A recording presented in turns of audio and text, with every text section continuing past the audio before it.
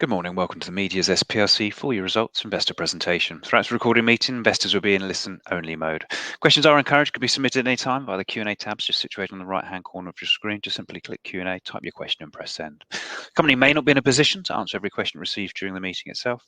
However, the company can review all questions submitted today and publish responses where it's appropriate to do so. Before we begin, we'd like to submit the following poll. I'd now like to hand you over to Jeff Robertson, CEO. Good morning, sir. Good morning. Thank you for that. Hello, everyone. Thanks for joining us this morning. My name is Jeff Robertson. I'm the CEO of MEDIAZEST.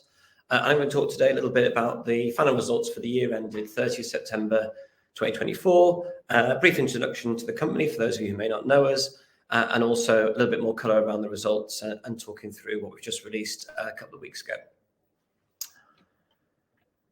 We'll put the presentation online later, so if anyone likes to read the disclaimer in full. And I'll start with the board of directors. So we're a small team. Myself, who's CEO, Lance O'Neill, non-exec chairman, and James Abdul, who's our non-exec director. We've all been with the company for many years, so lots of experience in the audiovisual market and in the finance markets and experience with AIM. What does MEDIAZEST do? So we deliver turnkey audiovisual solutions to our clients. So we generate revenue in two ways. The first way is then a sort of one-off project revenue. That would include things like selling hardware and software, installation, commissioning services, etc. And the second way is with ongoing revenue streams, which is follow-up revenue, which is things like service and maintenance contracts, including things like content hosting, ongoing software licensing. So a lot of the software that we license is for content management systems, which is what they call software as a service for those not familiar. So it's an annual fee. So that gives us a real recurring revenue stream there, and also content management, and in some cases content creation. We do a little bit of that, but we do a little bit for our clients where we can help out.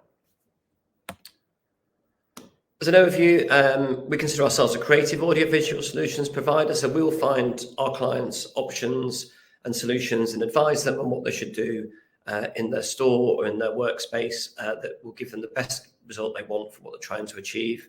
We provide an end-to-end integrated service. So that means anything from a blank piece of paper, what should we do here, what can we deliver, to design, build off-site, test, install, support that on an ongoing basis, refresh it when it's needed, update content, as I've mentioned. So we cover the whole piece, and that's quite a powerful tool because it means that we can touch lots of different stakeholders within the businesses that we work with and really try and bring things together so they get a really good solution that works for their whole business for our clients. We work in three core markets. So retail, automotive, and that's really showrooms, so it's automotive retail effectively, but also corporate offices and corporate workspaces. And the operational business, MEDIAZEST International, which delivers the contracts, has been going for nearly 50 years. It'll be 50 years in September this year. So we have a huge amount of experience and ability to show our clients case studies, demonstrate that we really know what we're talking about. And that's a real benefit when it comes to pitching for new business. In terms of strategy, we're focused very much on long-term contractual revenues. We target clients with opportunities to deploy solutions across multiple sites over multiple years. So we're really trying to look at clients where they would need our services over many different stores, maybe many different countries or different offices, and they'll need us on an ongoing basis. As I mentioned, we touch with a lot of stakeholders in different businesses, so we can often be dealing with store format if it's retail. We can be dealing with marketing, IT, finance. It can be a lot of different departments. That takes a lot of time and effort to really get to know people well, to really understand how their businesses work and how we can best work with them. So it means that we need to be really specific when we're targeting those clients that we work with. They need to be clients that can really benefit from our work and we can really deliver value for. But that gives us lots of longevity with our clients. So we have clients that we've been working with for over 30 years. And that's really good for the long-term future of the business, of course. We've got quite a diversified client base in different sectors. So one of the ways we sort of set ourselves aside, I think, from competitors in our industry is that we work with lots of different clients with sort of 5 to 10, 15% of our revenue stream. So there's no one client we're over-reliant on. And that means there's obviously less risk, but also it means there's more opportunities for the business to grow which is obviously what we've seen in FY24. We're going to talk a little bit about those numbers later. Another way we differentiate ourselves from our clients, from our competitors, with our clients, is in collecting data. So we talk a lot about providing actionable insights. So from our view, like day one, installing a system, making sure it all works, it all looks great, everyone's happy, everyone's signed off. That's terrific, and that's obviously bread and butter. But it's really as well, is that solution delivering on an ongoing basis? We really want to add value to our clients. The long-term relationships, the nature of that, as we said before, really important to our business and really important to our clients' business. So if we can give them data that shows what's working and what's not, help them to improve, help them to refresh, help them to tweak things, then we can really start to really sort of move those solutions forward. And we believe that we're right at the forefront of that. We're looking at how we incorporate AI in various things. We look at how we maximize the impact of things like touchscreens, how do we make them beneficial, how do we make sure our clients are talking to their customers the way they want to, and how do we make sure that their customers are getting the best from the experience. We are UK based, and we have a Dutch subsidiary set up at the very end of 2022.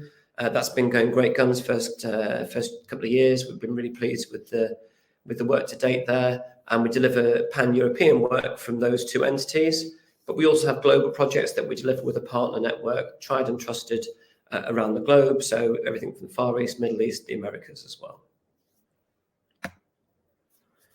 In terms of the size of the market that we work in, we believe there's a large addressable market. And if all of us, I guess, are exposed to shops as we walk down, I'm in London, so if you walk down Oxford Street or Regent Street, or if you're in Meadowhall in Sheffield or Liverpool 1 in Liverpool, you can't help but notice that digital signage is everywhere, and it's really exploded the last sort of 12, 18, 24 months, I think. What we're seeing in the market is the expectation that the overall professional audiovisual market that we work in, that we across all three areas that we specialise in, all three sectors, so retail, corporate and automotive, is expected to increase by $113 billion between 22 and 27. The global digital signage markets, that's the real niche we specialise in. We do outside that, but that's where we're really known. And that's estimated at nearly 27 billion in 2023 and expected to grow to 46 billion by 2032. So there's a huge opportunity coming here. When we talk about latest trends and innovations, and we did a recent event with our partner Samsung at their offices, at their showroom retail displays in Coldrops Yard in King's Cross. We had several industry speakers talking about it, and consistently everyone was talking about investment in the retail landscape in the high street. It's obviously evolving, and some players are leaving and some coming, but what we're seeing as a consistent trend is people using tools like digital signage to really grow the customer experience, give people a reason to come back to stores, give people a reason to want to be in that store and to tie with that brand.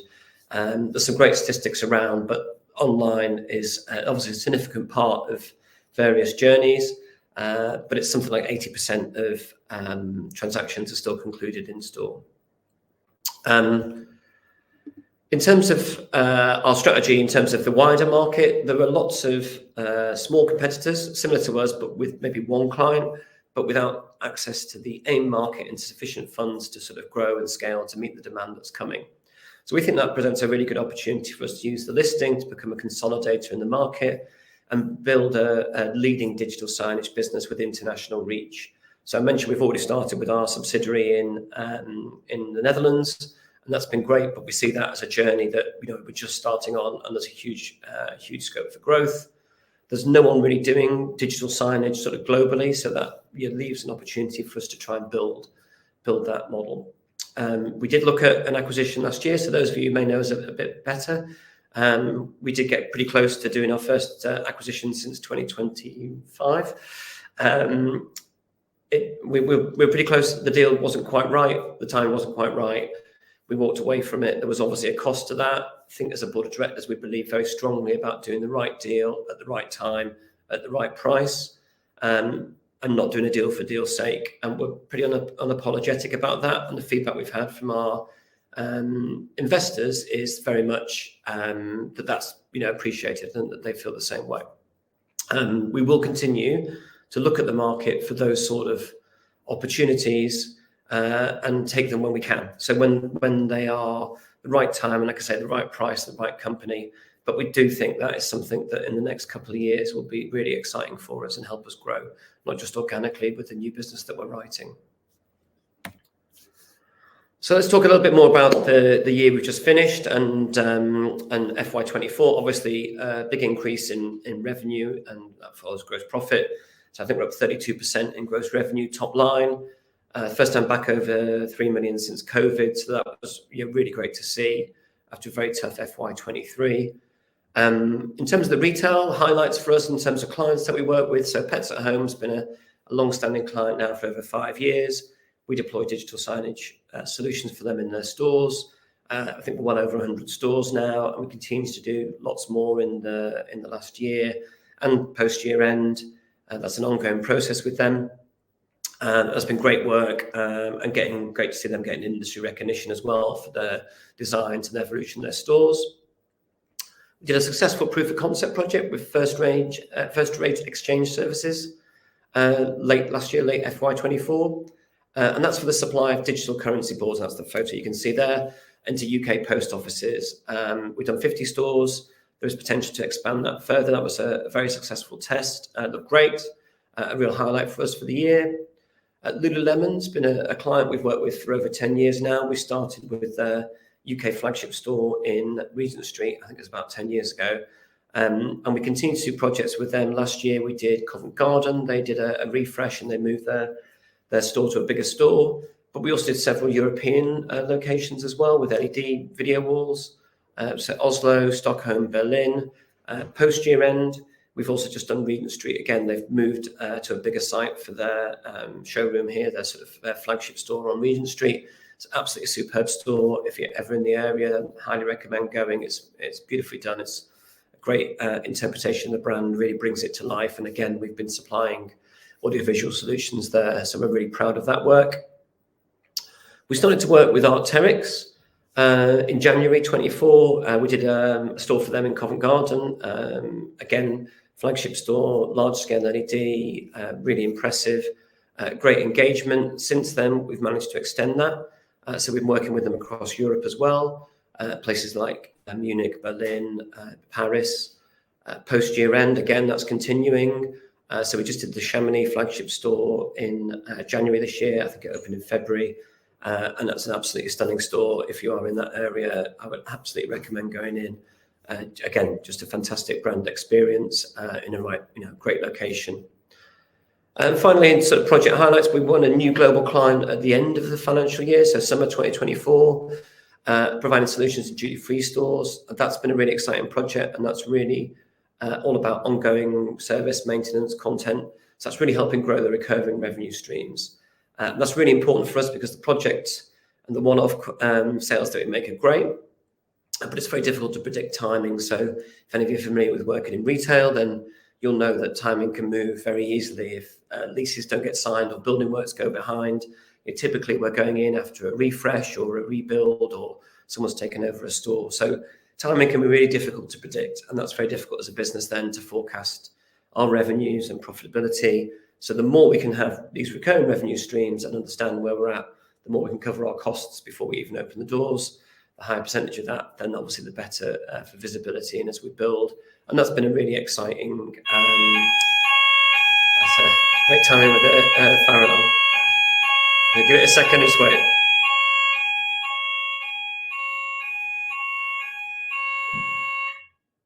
Sorry about that.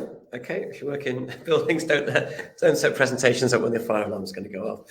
So we're talking about recurring revenue streams, and that's really important for us because it just gives us that ability to predict where we are. It's very difficult if it's based on projects that can move. 2024 has been a massive growth in that, and we see that continuing in 25, and that's really great news for all of us, I think, moving forwards.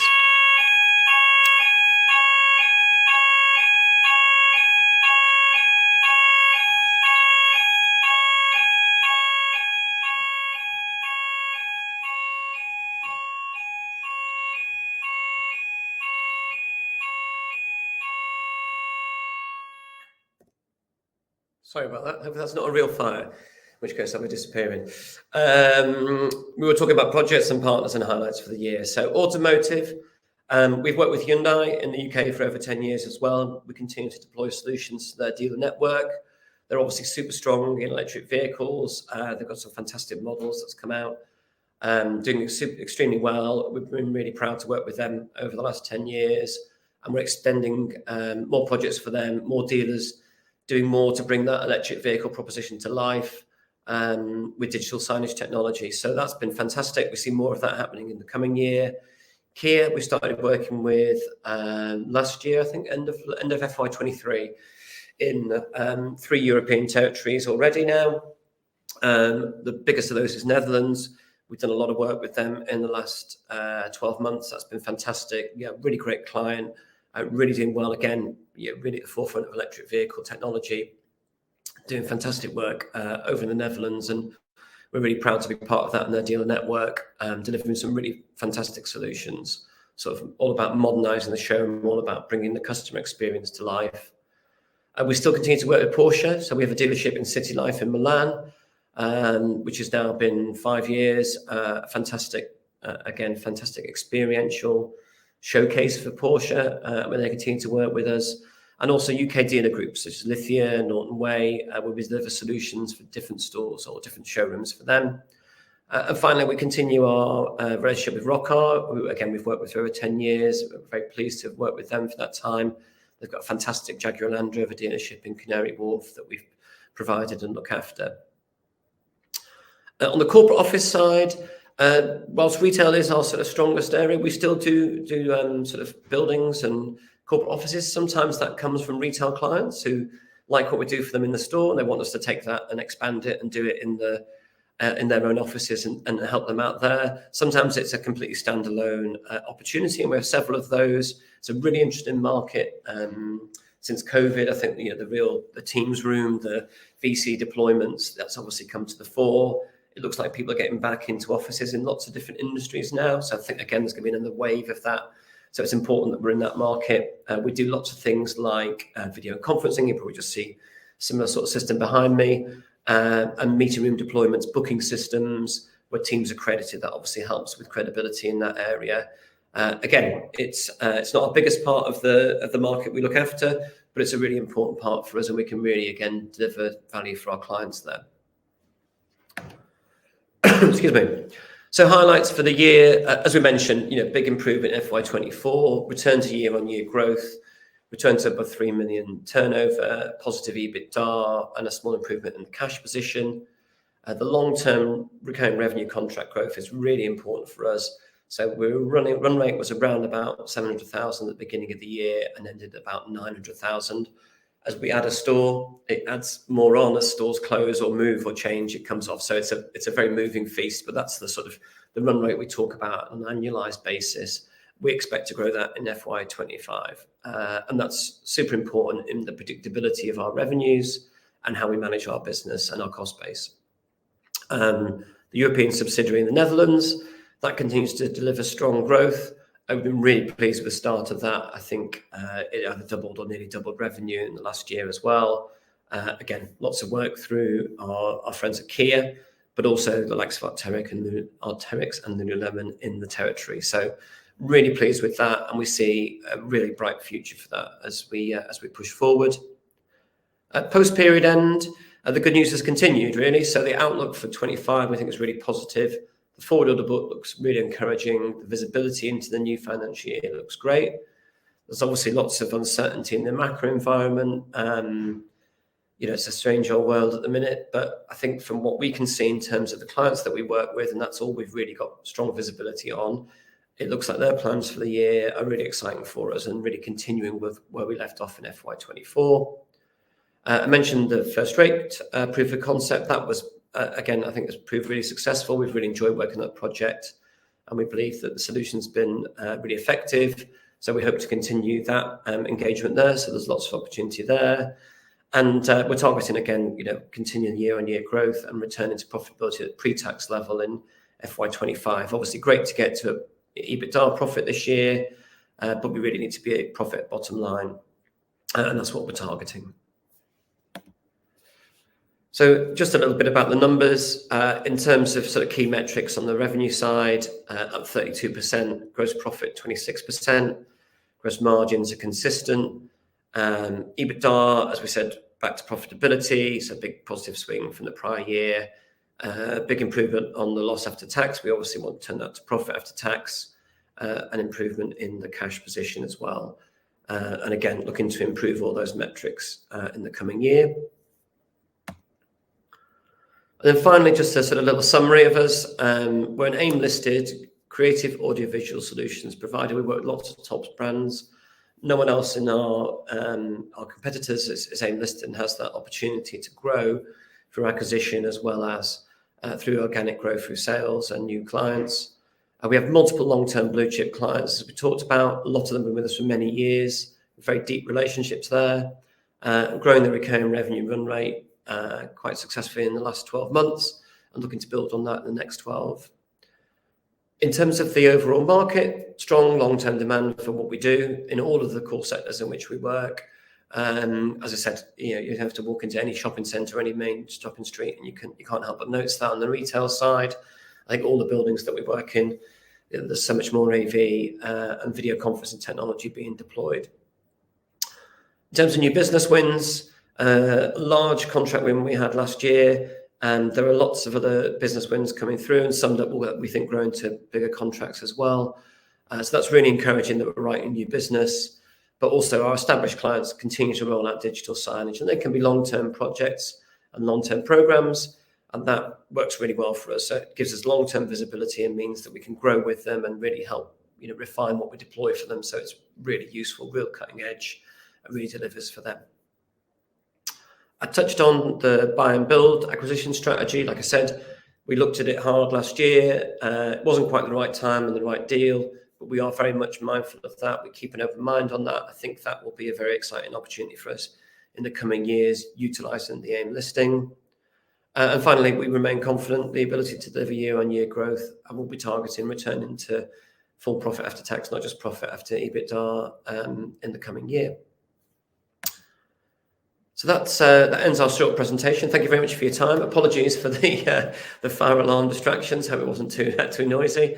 And I look forward to your questions. Jeff, thanks very much indeed, and thank you for the fire alarm.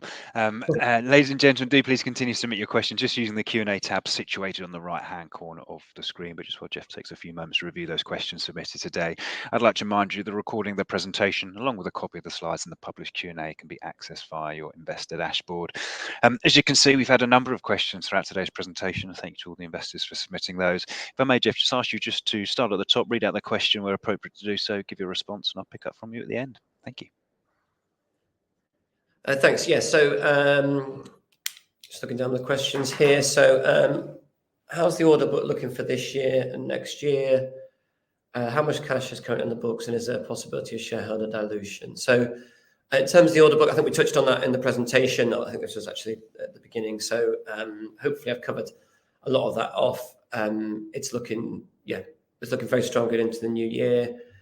Which is great. It really is about building those long-term client opportunities to continue to work with us. Cash currently in the books at the end of FY24 was 64,000.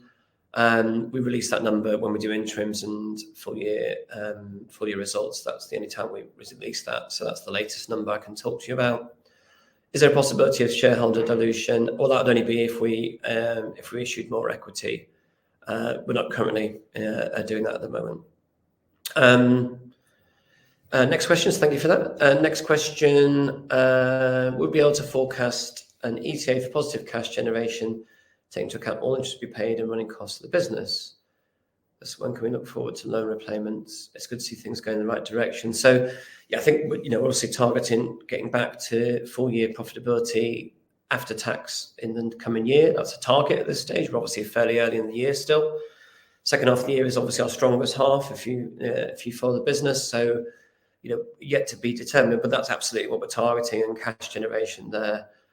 We would like to pay down the shareholder loans as soon as possible. They've been very helpful, and it has been very supportive. We've had great support from our shareholders, but I think everyone wants that to happen. It's about delivering the numbers. We're focusing on the revenue. 30% growth this year was terrific. We need to follow that up and continue that trend.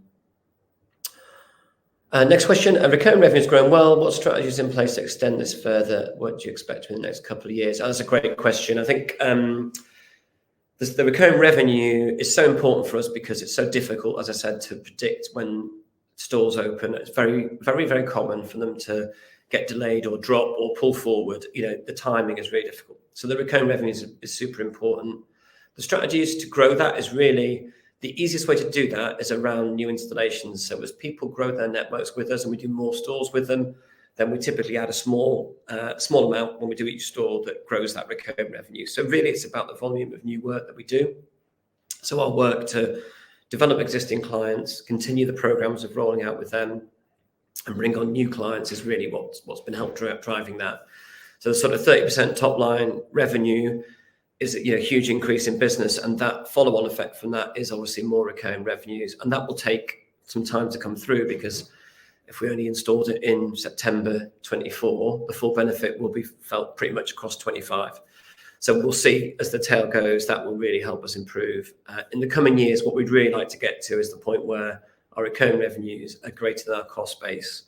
And we're not there yet, but we're heading strongly towards there. If we continue to grow like we did last year into FY25, then we'll get much closer to that. And that gives us much stronger base to be able to talk about consistent profitability and then growing the business and really growing that bottom line.